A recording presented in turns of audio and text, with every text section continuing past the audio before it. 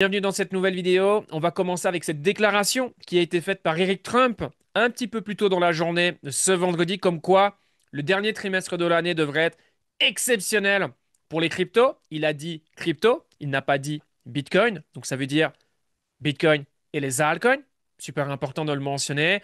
Alors, forcément par rapport à où on se trouve aujourd'hui, je fais référence au marché. Les probabilités sont clairement de notre côté. Personne ne peut timer le marché, à savoir dire exactement le moment où on sera officiellement en Alcon Season. Alors, j'aime bien troll Eric Trump, puisque voilà, depuis 2025, il aime bien y aller avec ses petites tweets en voulant, entre guillemets, hein, conseiller les gens. Parce qu'au final, chaque personne est responsable de ses décisions et de ses actions. Personne n'est obligé d'appuyer sur le bouton buy ou sell. Mais voilà, il a quand même à de multiples reprises dit que c'était un bon moment pour acheter Bitcoin. C'est un bon moment pour acheter Ethereum.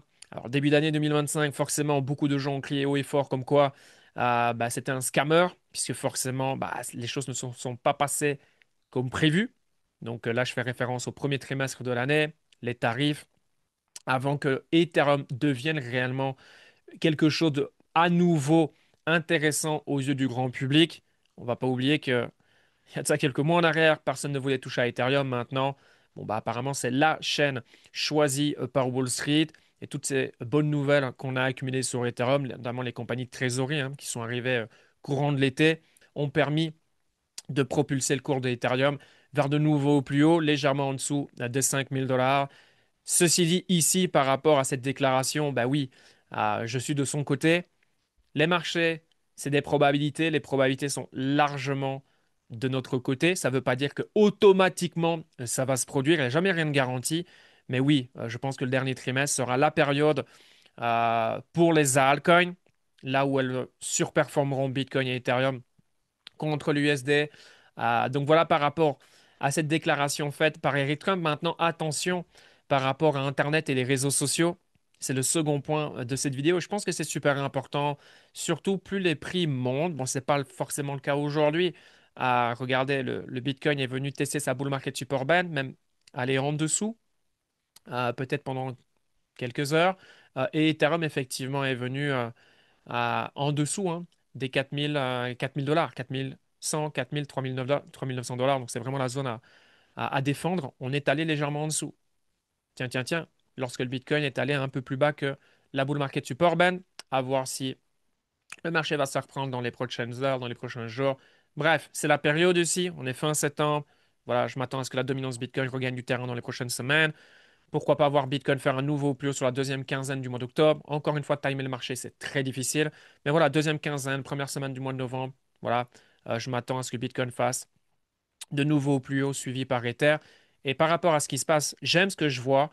J'en ai parlé tout au long du mois de septembre en ce qui concerne Ethereum et avoir ce besoin d'avoir cette correction pour ensuite, si Bitcoin va faire de nouveaux plus hauts, encore une fois, Ethereum devrait faire de nouveaux plus hauts, mais s'installer au-dessus des 5K. On ne veut pas voir Ether faire un nouveau plus haut, puis brrr. Vous voyez ce que je veux dire? Redescendre en dessous des 5 000 $, puisque je pense qu'il est fort, fort, fort, fort probable qu'on sera officiellement en Alcon Season à partir du moment où Ethereum sera installé au-dessus des 5 000 $. Et là, on peut le voir depuis plusieurs semaines. Ça fait partie de ce qu'on voit sur Internet. Alcon Season, Alcon Season. Toutes les semaines, il y a un nouvel argument comme quoi on est en Alcon Season. Et au final, bah, je pense que les gens le remarquent par eux-mêmes, que ceux qui y ont cru, bah, ce n'est toujours pas le cas. Et si on regarde la dominance Bitcoin, elle a fait que remonter ces derniers jours. Donc voilà, aujourd'hui, les marchés sont un jeu de patience. Bien évidemment, chacun a sa propre lecture de celui-ci. On ne gagne pas toujours, bien évidemment, mais l'un des aspects les plus importants, notamment en crypto, de par euh, les attentes des gens et le fait que beaucoup de gens pensent que les cryptos, c'est devenir riche rapidement, bah, du coup, les gens, l'argent, leur liquidité leur brûle les mains et les gens sont souvent trop exposés. Et après, les gens n'arrivent pas à gérer leurs émotions, pour faire très simple. Et donc, les gens perdent pied, les gens vont à perdre, les gens abandonnent. Et donc, les gens sont dégoûtés. Alors que le marché des cryptos reste une opportunité exceptionnelle pour s'enrichir, pour aller faire des performances plus difficilement réalisables, peu importe le type d'investissement autour de nous. Je dis pas que c'est la crypto, voilà. Non, chacun son domaine d'expertise, chacun ses préférences, mais factuellement, ces dernières années, énormément de gens ont fait le large financier, énormément de gens sont devenus millionnaires. Alors, il ne faut pas devenir millionnaire pour améliorer son quotidien, mais forcément, quand il y a des gens qui deviennent millionnaires, indépendants financièrement, peu importe les termes utilisés, bah, il y a des gens qui améliorent leur situation. Voilà, c'est ça qu'il faut comprendre. Et je pense que plus on va avancer, et plus il y a de gens qui vont changer leur quotidien pour le mieux financièrement grâce au Bitcoin et les cryptos, puisque c'est une classe d'actifs qui va être de plus en plus adoptée. On est sur un marché à 4 trillions. Je pense que on verra ce marché à l'avenir aller à 10 trillions et plus dans les cycles prochains. Il y aura beaucoup plus forcément de participants, beaucoup plus de liquidités. Et je pense que de plus en plus de projets, alléluia, vont commencer à être réellement adoptés, réellement utilisés dans la vie de tous les jours, ce qui n'est toujours pas le cas aujourd'hui. Une notion super importante à comprendre et pas se laisser piéger, être super excité sur un projet quelconque qui va tout révolutionner. Alors, voilà, je vous félicite si vous avez trouvé le projet qui va être adopté dans les 2, 3 prochaines années. Dans ce cas-là, il est fort probable que le cours va exploser à la hausse. Il va falloir tenir bon parce qu'il y aura des dips de 50-80% tout au long du chemin s'il y a un projet maintenant qui va s'imposer dans les 2, 3 prochaines années. Mais au jour d'aujourd'hui, il n'y a rien qui est réellement utilisé dans la vie de tous les jours. Il faut être factuel. Je suis un pro Bitcoin, pro crypto. Et voilà, il faut être objectif par rapport à là où on est aujourd'hui. Maintenant, il y a des raisons clairement d'être bullish par rapport à tout ce qui arrive dans les prochaines années. Et c'est ce qui fait que je pense de magnifiques opportunités seront disponibles sur le marché des cryptos à potentiel, voilà, faire x50, x100, x200. Je suis convaincu qu'il y aura de multiples opportunités de ce type. Pas mal de gens qui sont sur le marché des cryptos regrettent le cycle 2017-2018 avec les IPO où effectivement on savait mettre la main sur des gros projets, Ethereum, Chainlink, voilà, à des faibles valorisations. Voilà, aujourd'hui, on est sur un cycle où c'est l'opposé. Ça crée pas mal de frustration. De plus, les gens sont de plus en plus éduqués, comprennent les jeux des VCs, etc. Donc, voilà, on est dans une phase super intéressante. Mais encore une fois, en bear market, c'est là où on peut repérer ce type d'opportunité qui peut délivrer ce genre de multiples. Le problème, c'est que la majorité des gens désertent dès qu'ils entendent le mot bear market, sans savoir qu'au final, si on regarde le Bitcoin, si on prend du recul et qu'on met le graphique en annuel, 3 années sur 4, le Bitcoin, il est haussier. Alors que dans la tête des gens, les gens pensent que le Bitcoin, il est haussier, je sais pas moi, 1 année sur 4 ou 2 années sur 4, grand maximum. Alors que non, le Bitcoin est un actif qui est majoritairement du temps haussier. 3 années sur 4, le Bitcoin, il est haussier en fait. Et l'année où c'est rouge, c'est là où forcément c'est le plus intéressant d'en acheter, ni plus ni moins. Et malheureusement, c'est là où les gens ne sont pas là. Les gens viennent plus tard ou ne viennent pas et disent ah, ouais, ah c'était facile, à ceci, à cela. Mais au final, c'est exactement la même chose avec les altcoins. Bon, les altcoins ne sont pas forcément haussières que 3 ans, mais l'année où le Bitcoin est rouge, c'est là où on peut avoir des opportunités qui peuvent nous permettre d'aller chercher ce type de performance ou nous mettre dans une position où quand on avance dans le cycle, on est déjà beaucoup plus confortable. Si on a choisi les bons coins, exemple sur ce cycle, Solana. Énormément de gens ont acheté Solana en dessous de 20 dollars et ont très bien vendu et avaient une très belle position dessus en parallèle d'une position sur BTC. Davantage si les gens ont plus de 50% de leur portfolio en BTC lors de ce genre de période, donc sur ce cycle en cours 2022. D'accord? Donc voilà un petit peu ici le message que je veux vous partager. Donc attention à Internet forcément, Altcoin season, Altcoin season, Altcoin season, de se précipiter, d'être trop exposé et ensuite d'être à la corde au cou, d'être inconfortable. Et la pire des choses, de vendre avant ce qui est fort probable ici, ce qui nous attend, comme Trump le dit, Rick, le fils, c'est d'avoir une période exceptionnelle. Alors, pour que la période soit exceptionnelle, bien évidemment, bon, personne n'a le boule de cristal, mais il va falloir que de nouvelles personnes arrivent sur le marché, clairement.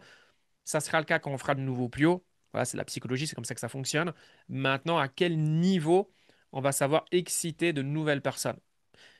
Ça, on pourra le voir que, voilà, on en saura plus à la deuxième partie du mois d'octobre, mais plus novembre, décembre pour tâter le terrain, voir, OK, qu'est-ce qui se passe? Parce que là, au jour d'aujourd'hui, l'intérêt, il est à zéro. Qui l'aurait cru? Mais c'est comme ça. Tout le monde s'en fiche un peu. On est dans notre bulle, on est entre nous. Mais voilà, pour aller avoir un Ether à 7K et plus, Bitcoin à, je sais pas moi, 140, 150 éventuellement, il va falloir de nouvelles personnes. Voilà, il faut de la nouvelle liquidité et les altcoins ont besoin de ça. Voilà, de l'excitation, de la nouvelle liquidité, de nouvelles histoires, les réseaux sociaux qui s'enflamment et c'est ce qui permettra aux coins d'aller plus haut que ce qu'elles sont aujourd'hui, voire beaucoup plus haut, puisque les nouveaux, avec la nouvelle atmosphère, cet engouement, cette phase euphorique, les gens vont commencer à avoir des targets complètement folles. Et forcément, ça fait partie du jeu. C'est ce qui permet à un coin d'aller plus haut. Parce que quand les gens achètent à un certain prix, les gens pensent qu'à partir de là, ça peut encore donner x4, x6, x8. Et ce qui peut être super intéressant sur ce cycle, on a toujours une target mentale qui influence les gens ou leur stratégie, qu'ils ont cet actif ou pas dans leur portfolio. Je pense qu'ici, clairement, c'est Ethereum à 10K, 12K, 15K. Et plus les gens vont penser qu'Ether peut aller à 12K, 15K, plus c'est haut, mieux c'est. Voilà, hein. N'oublie jamais que le trading, quand il y a une personne qui perd, il y a une personne qui gagne. Et le but, c'est d'être plus intelligent, bien évidemment, de prendre du profit tout au long de la hausse. C'est généralement la meilleure stratégie. Personne ne peut top call le top et sortir au top. Ça, c'est vraiment, on pense que c'est comme ça quand on démarre. Et comme, oh, on va acheter le bottom. Voilà, quand tu essaies d'acheter le bottom, en général, bah, tu passes à côté. Et quand tu essaies de vendre le top, bon, en général, ça se passe pas comme prévu. Tu fais partie de la descente et au final, beaucoup de gens se retrouvent avec zéro profit, descendent tout au long et les gens sont dégoûtés. Et les gens, très souvent, vendent à perte. Voilà, ni plus ni moins. Donc, voilà. Et juste une chose, je trouvais ça cool. Parce que j'ai partagé un réel sur Instagram. Je l'avais partagé beaucoup plus tôt sur TikTok à propos de Duolingo. Alors, je pense que je ferai une vidéo, dites-le moi en commentaire si ça vous intéresse, mais une vidéo plus explicative de Duolingo, de pourquoi, voilà, personnellement, je suis bullish. Sur Duolingo, il y a eu énormément de critiques sur la marque ces dernières semaines. Forcément, pour une personne comme moi qui a un haut niveau de conviction, bah, le but, c'est de pouvoir en tirer profit, chose que j'ai fait. Et l'une des qualités de Duolingo, définitivement, c'est à travers les années, notamment grâce à l'AI, de pouvoir améliorer la qualité du contenu, le personnaliser. Voilà, aujourd'hui, beaucoup de gens voient Duolingo comme une application qui peut permettre ou pas d'apprendre une langue, alors que c'est bien plus large. La vision, c'est d'aller chercher le marché de l'éducation, en sachant que l'éducation individuelle, ça coûte très très cher. Je pense qu'aujourd'hui, Duolingo va démocratiser cette éducation individuelle directement sur mobile par l'intelligence artificielle 24/24, 7 jours sur 7, chose impossible à reproduire avec un humain, bien sûr. Mais la force de Duolingo, c'est que, alors, c'est de mettre des gens dans la machine. Énormément de gens utilisent Duolingo gratuitement, bien évidemment. Mais une fois que vous devenez un abonné que vous payez tout simplement, il est très difficile pour un abonné de lâcher son abonnement parce que la valeur reçue par rapport à ce que tu dépenses fait que les gens restent. La rétention est très, très, très importante chez Duolingo. Et je pense que c'est très similaire à ce que j'ai construit ces 18 derniers mois avec mon canal Bullpen VIP où pour 50 dollars par mois, j'y partage mes analyses de marché, mes opportunités, signaux de trading, signaux d'investissement, crypto, stock. Alors, bien évidemment, c'est toujours lié à la valeur et la qualité du contenu. Bon, le but, c'est toujours de délivrer, hein. Un peu comme Duolingo, le but, ça va être de continuer à délivrer de la qualité. Et c'est ce pourquoi les gens restent abonnés. Je pense que c'est l'une des forces de Bullpen VIP, c'est de pouvoir donner une qualité de produit à un prix qui est, à mon sens, complètement ridicule à partir du moment où on sait ce qu'on veut, on sait ce qu'on cherche, on sait pourquoi on vient dans le canal, peu importe le prix. Donc là, c'est plus une question de, OK, je sais pourquoi il est important aujourd'hui d'investir et d'investir correctement dans le but de, voilà, comment je peux minimiser les risques et maximiser mes chances de succès. Sans oublier, alors c'est pas des informations qui circulent sur Internet, 92% des fonds, 92% des professionnels, les gens en costume cravate, ne battent pas le SP500. Si on regarde sur ces dernières années, le SP500, c'est 10%. Voilà, donc en fait, le truc, c'est comment je peux trouver des informations de qualité à un prix ultra intéressant qui peut me permettre d'être dans une position où je peux battre le SP500. Parce que là, c'est clairement le cas. Si je regarde derrière mes années, je pense que ça a toujours été le cas. Alors les gens diront, ouais, mais t'es sur le Bitcoin et le crypto. Ouais, mais voilà, hein, chacun choisit son marché. J'ai dernièrement mis une phrase sur mes stories que j'ai gardée ici sur mon téléphone. C'est, tu trades le marché que tu as, pas celui que tu voudrais. Il y a plusieurs manières d'interpréter ceci. Et c'est notamment repérer, ben, voilà, où il y a le plus d'upside, où il y a le plus d'opportunités. Je le dis haut et fort depuis maintenant un bon moment dans les 5 prochaines années, les opportunités que vont nous offrir l'intelligence artificielle et la robotique, ça sera du sans précédent, comme l'avait été peut-être Bitcoin plus tôt. Bitcoin et les cryptos vont continuer à être une opportunité massive, très difficile à battre dans les prochaines années, pour notamment certaines raisons que je vous ai citées, mais couplé à la robotique et l'AI, je pense qu'on va vivre 5 années ici exceptionnel pour toute personne qui arrivera à tirer profit de ce à quoi on va avoir accès. Et le but ici avec ce canal, c'est de vous donner accès à tout ça. Euh, c'est faire effet de levier sur mon temps, mon énergie, mes connaissances. À savoir que voilà, c'est du lundi au dimanche. Si on parle de Duolingo, puisque la personne qui a commenté sur ma story, c'est une vidéo de 25 secondes. Bien évidemment, 25 secondes, je ne vais pas avoir la capacité d'expliquer ma thèse qui m'a nécessité, je ne sais pas, je ne compte pas mes heures. Duolingo, ça a été assez rapide, mais j'ai facilement travaillé quoi, 70 heures, 80 heures sur le Duolingo. Mais facilement étudier l'entreprise. Alors, c'est pas non plus énorme parce que Duolingo est un business model très facile à comprendre. Mais comment expliquer une thèse d'investissement en un réel de 25 secondes ou 1 minute 30? Alors, ok, I get it. Avec un fond dynamique, mettre certains points clés. Why not? Tout est possible aujourd'hui quand on, on est sophistiqué dans la manière d'utiliser les réseaux. Mais c'est des choses justement qu'on peut retrouver dans mon canal. Voilà, analyse fondamentale, boum. Bien évidemment, c'est expliqué ensuite sur des lives notamment, et ça permet d'avoir une clarté et de développer sa propre conviction ou pas. Parce que c'est ça le message. Le but, c'est pas de suivre et de faire du copier-coller.